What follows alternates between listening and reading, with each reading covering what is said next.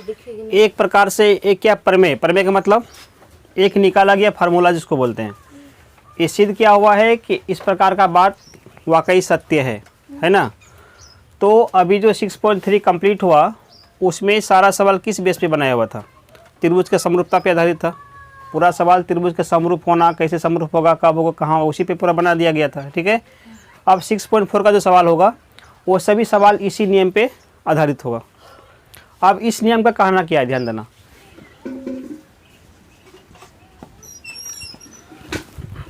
तो दो समरूप त्रिभुज के बारे में बोला गया था। त्रिभुज हमने क्या मान लिया? ABC और PQR। तो वो लिखते हैं इसमें, माना ABC तथा PQR दो क्या है? दो समरूप त्रिभुज हैं। माना ABC, त्रिभुज ABC तथा त्रिभुज PQR क्या है? दो त्रिभुज कैसा होगा? दोनों पहले से ही समरूप होगा। बोला गया था समरूप होना चाहिए। दो समरूप त्रिभुज है, त्रिभुजें हैं। त्रिभुज एस मतलब क्या हुआ? पूरा लंबा चौड़ा नहीं लिखना है। तो त्रिभुज देखिए हल्का सा पीछे में एस लगा देंगे तो त्रिभुजें हैं। क्लियर है? हाँ, पूरा नंबर में चला गया। तो और तो इसमें कुछ बात है नहीं। तो सिद्ध करना डायरेक्ट। क्या सिद्ध करना है? तो सिद्ध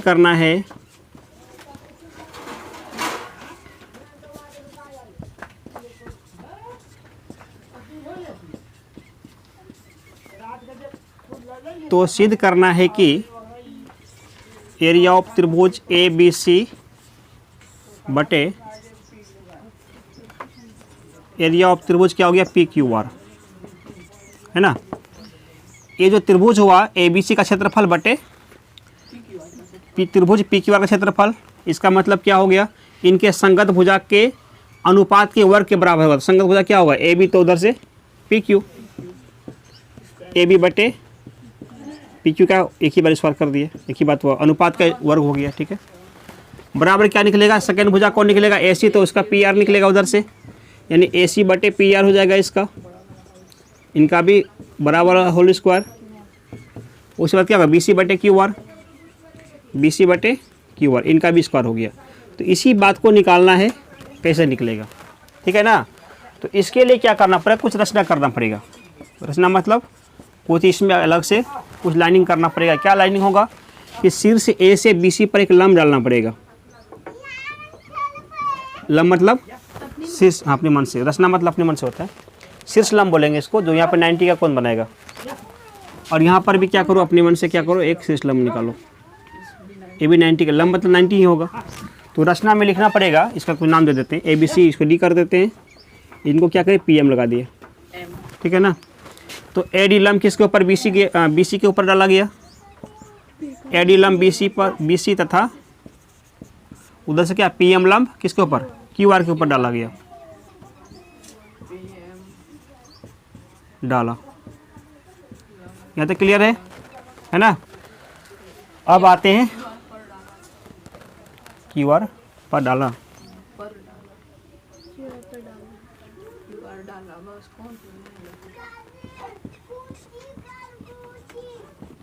डाला। चलो उपपत्ति में आते हैं। मतलब जहाँ जहाँ पर सिद्ध करने वाली बात होगा वहाँ पे उपपत्ति का यूज लिखना पड़ता है। तो अब रही बात, ये बात कैसे निकलेगा? इसके लिए क्या कॉन्सेप्ट है? पहले ही बता दिया गया था कि दोनों त्रिभुज आपस में क्या है? समरूप है, बोला गया है। तो चूंकि देखिए करो, त्रिभुज ABC समरूप त्रिभुज क्या था? PQR। एक कहाँ से लिख दिए हम?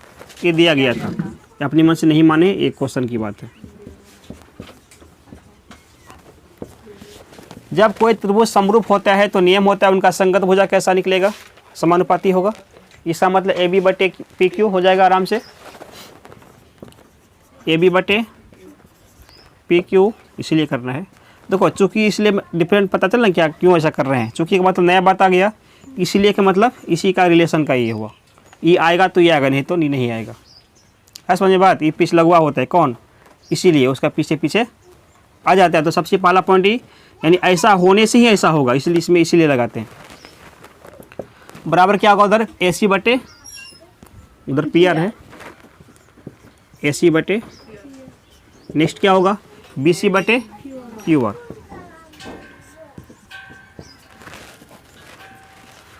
BC बटे QR हो गया। अब इसको मान लेते हैं समीकरण नंबर 1। एक प्रकार का कॉन्सेप्ट सामने आ गया। अब देखो अब क्या करना पड़ेगा, एक छोटा वाला जो त्रिभुज है ADB और PMQ, इनको समरूप करना पड़ेगा, है ना। समरूप क्यों करेंगे पता चलेगा बाद में, पहले उसको लेते हैं। चूँकि त्रिभुज, आप कर देते हैं। अब त्रिभुज क्या नाम था, ADB तथा त्रिभुज PMQ। PMQ में इनको आपस में समरूप है कि नहीं पता करो तो एक बार पहले। समरूप कैसे बनेगा ये दोनों? समरूप होगा क्योंकि यहाँ पे D भी 90 है, इसका M भी 90 है। तो पहला कौन, तो इनका D बराबर कितना हो गया, D बराबर M होगा। ऐसा क्यों हुआ, क्योंकि प्रत्येक कितना करके हैं, प्रत्येक को 90 का हो गया। एक कॉन्सेप्ट तो मिल गया। और एक बात खोजो तो और दूसरा भुजा तो मिलेगा नहीं इसमें। दूसरा तो AC तो बाहर हो गया, BC तो BD कहाँ हुआ, तो BC होता है, BD थोड़ी होता है ना। तो भुजा से नहीं कर सकते। कौन B बराबर कौन क्यों होगा, क्यों ऐसा होगा, क्योंकि पहले ही बोल दिया था दोनों त्रिभुज आपस में क्या है, समरूप है। तो कौन तो बराबर होगा ही, इसीलिए त्रिभुज ABC समरूप त्रिभुज PQR ऐसा था, इसलिए कौन बराबर कर लिए। तो दो कॉन्सेप्ट इसमें मिस कर गया, दो को कौन, तो कौन सा नियम से समरूप होगा ये, AA समरूपता से त्रिभुज ADB समरूप हो गया PMQ के साथ। इसीलिए AA समरूपता से त्रिभुज ADB समरूप क्या हो गया, त्रिभुज PQ, ऐसा PQM था। देखो अब ये दो त्रिभुज आपस में क्या हुआ, समरूप हो गया। अब समरूप होने PMQ, चलो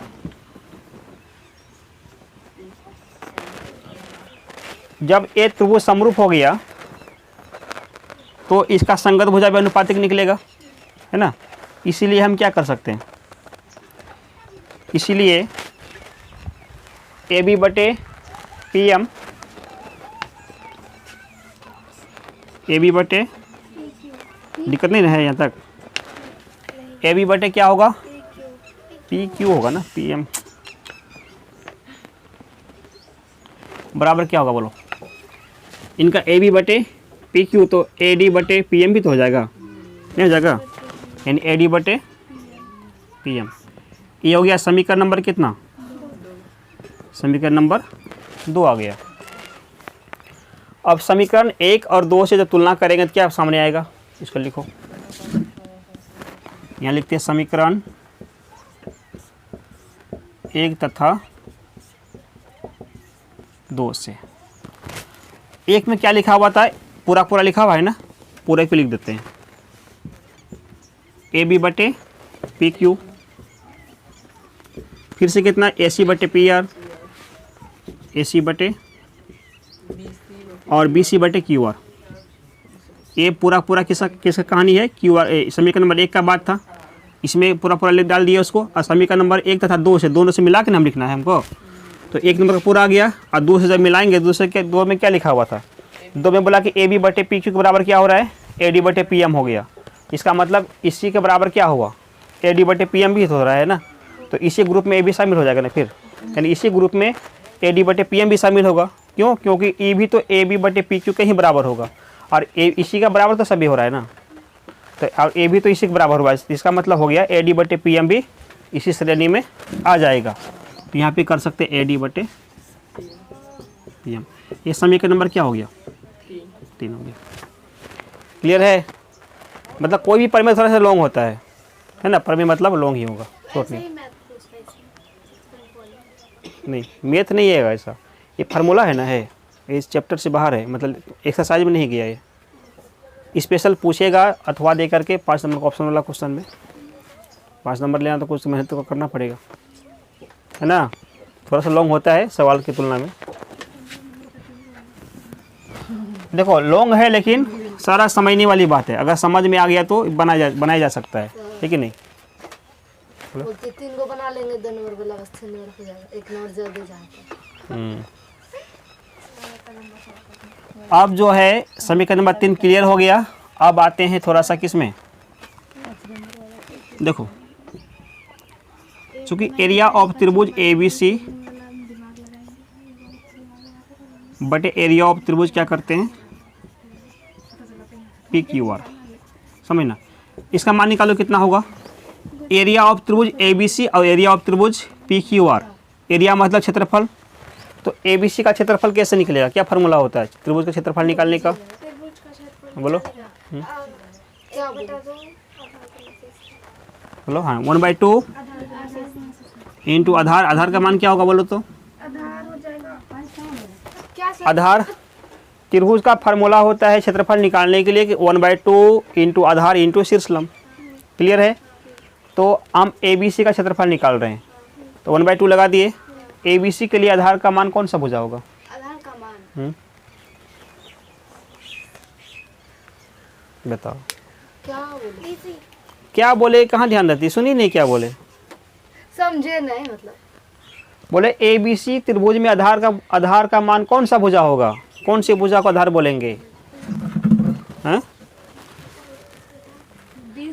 BC का होगा। इससे पहले भी कई बार बताए थे थियल्स प्रमेय वाला कॉन्सेप्ट में कि जहाँ पर लंब रहता है उसी को आधार बोलते हैं। लंब कहाँ पे गिरा हुआ, BC पे नहीं गिरा हुआ है, वही आधार होगा, है कि नहीं।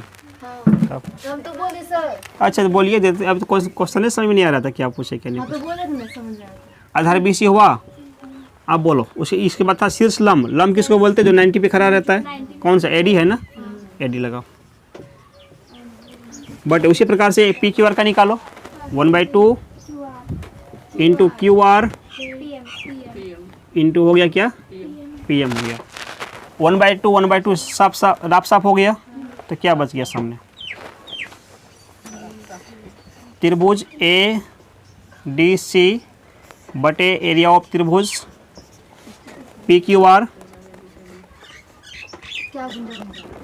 तो क्या बचेगा इसमें, देखो BC बटे, देखो BC इंटू क्या AD बटे क्या बचा हुआ,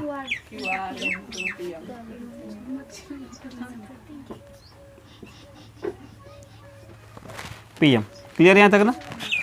इससे आगे अभी तो कुछ बनेगा नहीं, तो इसको समीकरण नंबर क्या कर दें, चलो वही तो। इसके बाद समझना, इसी में थोड़ा सेटिंग कर रहे हैं हम। इसमें हमको प्रूव करना था इनका जो क्षेत्रफल है किसके अनुपातिक है, संगत भुजा के वर्ग के अनुपातिक है। तो त्रिभुज ABC और PQR के लिए भुजा AD होता है कि भुजा AD आता है कि भुजा BC आता है, मतलब ऐसे समझना। त्रिभुज ADC, त्रिभुज ABC क्या लिख दिए, ADC, अच्छा ABC था ना, यहाँ पर क्या होगा ABC होगा, ठीक है।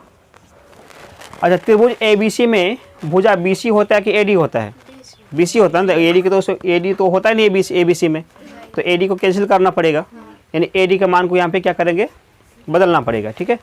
तो BC अपना जगह पे ठीक है, BC बटे QR तो हो गया।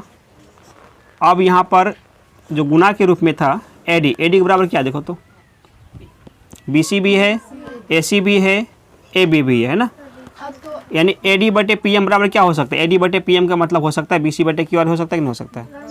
तो AD बटे PM घटाओ, क्या लिख देंगे इसकी जगह पर, BC बटे QR, वही लिखेंगे, ऐसा जरूरी है। हाँ क्यों, उधर क्योंकि BC करेंगे तब तो BC स्क्वायर होगा, हमको वर्ग ही नहीं निकालना है।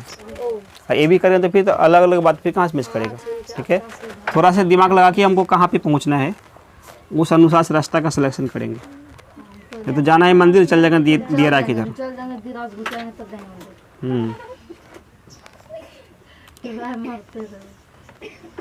आगे समझ में यहाँ तक। अब इसके बाद 2-4 लाइन, मतलब 1-2 लाइन और है, तो पहले यहाँ तक कंप्लीट करो फिर बताते हैं क्या करना। आप पैसे काम करो, पहले यहाँ में पूछो कहाँ पे समझ में नहीं आ रहा है।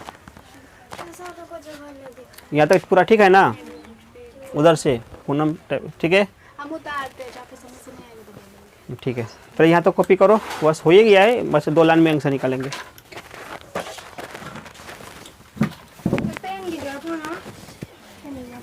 समझ ना कहाँ तक मार्कर गया मेरा, देते हैं यहाँ पर है। देखो तो इसमें अभी तक क्या सामने आ गया कि त्रिभुज एरिया जो ABC है और PQR, इनका जो क्षेत्रफल का अनुपात है इसके बराबर BC इंटू BC बटे QR इंटू QR। इसका मतलब क्या स्पष्ट हो गया कि एरिया ऑफ त्रिभुज ABC बटे त्रिभुज PQR बराबर क्या निकला, BC इंटू BC मतलब क्या हो गया, BC स्क्वायर होगा, यानी BC और QR इंटू QR क्या हो गया, एक ही बार में कर दें, ऐसा निकल गया, 2 बार साथ स्क्वायर लगा दिए। ठीक है, इसी प्रकार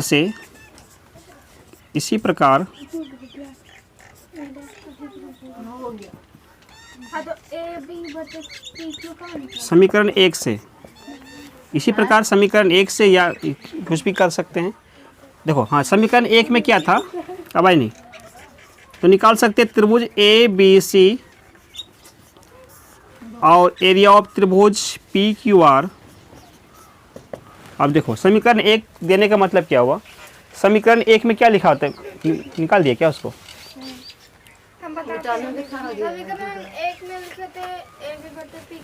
देखो समीकरण यहाँ पे लिखते हैं, समीकरण 1 का मतलब है लिखा हुआ था कि AB बटे PQ बराबर AC बटे PR बराबर BC बटे QR, ये तक ठीक आता था ना।